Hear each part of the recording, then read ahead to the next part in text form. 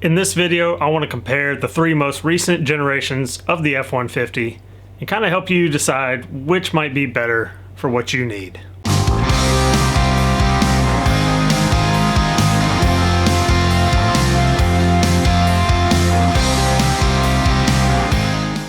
Now, the idea for this video came up when a friend of mine recently asked me how I liked my F-150, have I had any issues.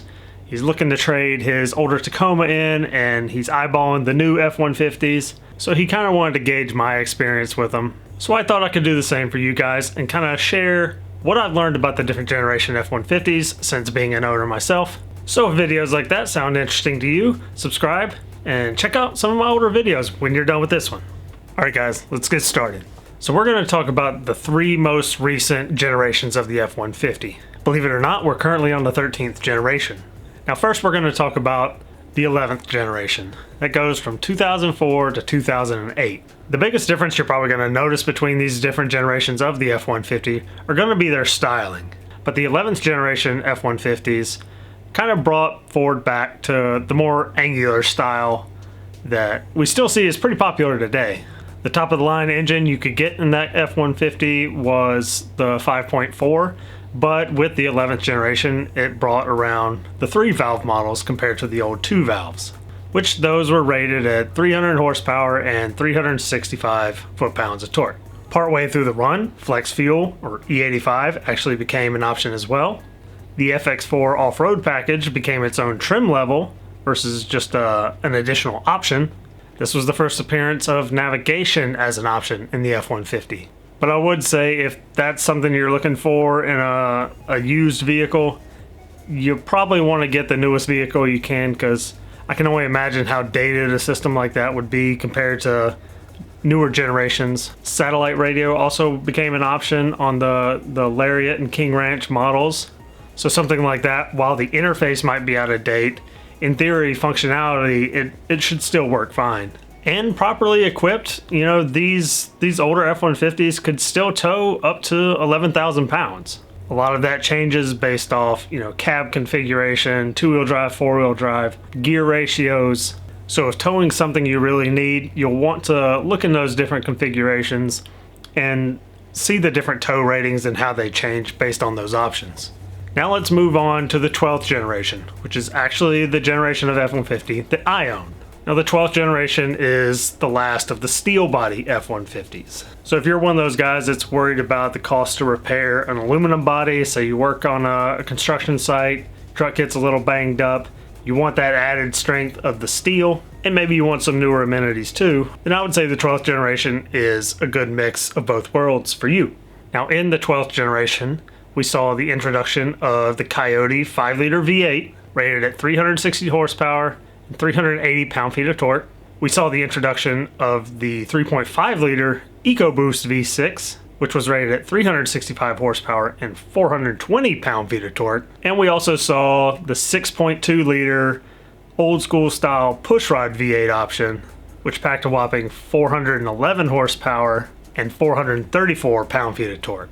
This 12th generation is also when we first saw the introduction of the now famous Ford Raptor. Now I think we can definitely agree that the Ford Raptor kind of brought on this new resurgence of popularity of off-road focused trucks. You know, now we have the TRD Pro Toyotas, the ZR2 Colorados, and even the new Raptor Ranger, which we don't get in the States. But I don't think any of these trucks would exist had it not been for the Ford Raptor. And interestingly enough, in 2012 there were 10 different trim levels you could get on your F-150. You had the XL, STX, XLT, FX2, FX4, Lariat, King Ranch, Platinum, Harley-Davidson, and the SVT Raptor. Basically, the 12th generation F-150 offers a little bit of something for pretty much everybody. And last, we'll talk about the 13th generation F-150.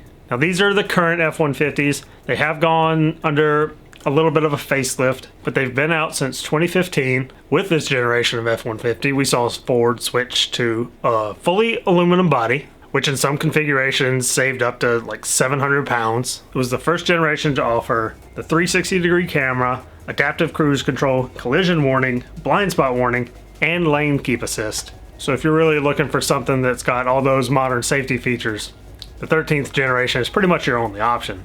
With that, we also got the updated second generation of the Ford Raptor. Unfortunately, Ford decided to only stick the EcoBoost in there, which had a lot of people upset, but it hasn't hurt their sales. Ford actually got rid of their naturally aspirated V6 option and replaced it with a smaller 2.7 liter EcoBoost, which was rated at 325 horsepower and between 375 and 400 foot-pounds of torque, which is not bad for the baseline model.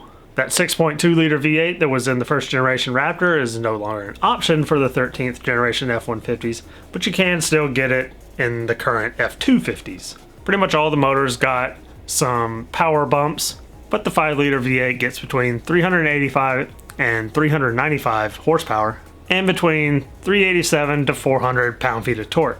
The 3.5 EcoBoost gets between 365 and 400 horsepower and between 420 and 510 pound-feet of torque. Now, the reason there's such a big difference between the power ratings on the 3.5 EcoBoost is because in the Raptor version, they put a more high-output version. And in 2018, we also see the introduction of the new 10R80 10-speed transmission, which so far seems to be impressing people pretty well.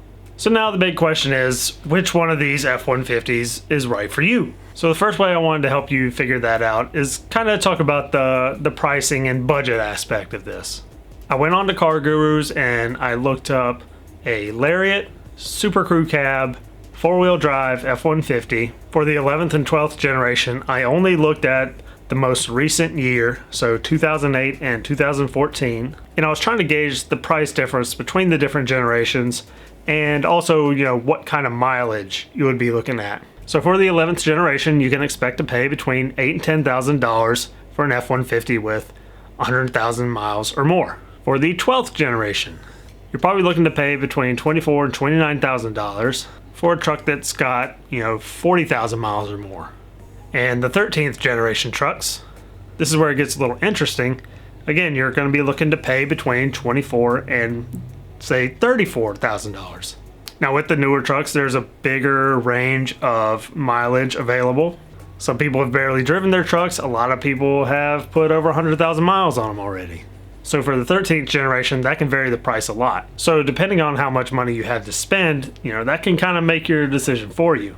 So if you're on a tighter budget and maybe you're looking for a truck you're not afraid to beat up a little bit, maybe you need a work truck, I'm going to recommend you go with the older 11th generation F-150. Just make sure you have a mechanic look it over, make sure it's been well maintained and it doesn't have any crazy problems that the previous owner is trying to hide. If you have a little more to spend, I would try and recommend you figure out, how many miles are you willing to accept being on your new truck.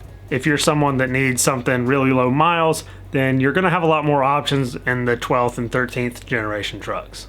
Now, for those of you guys that want to do a lot of towing, well, first you should probably be getting a diesel truck. But if you don't need to tow anything that heavy, I would recommend looking at the 12th or 13th generation F-150. That way you have just kind of a younger truck all around. You're going to get the more modern power plant options that'll get better gas mileage for towing. Plus you'll be able to get the backup camera, and on some of the nicer trucks, they started adding the tow hitch assist camera on the rear. Things like that, if you are going to be towing a lot, can probably make your life a lot easier.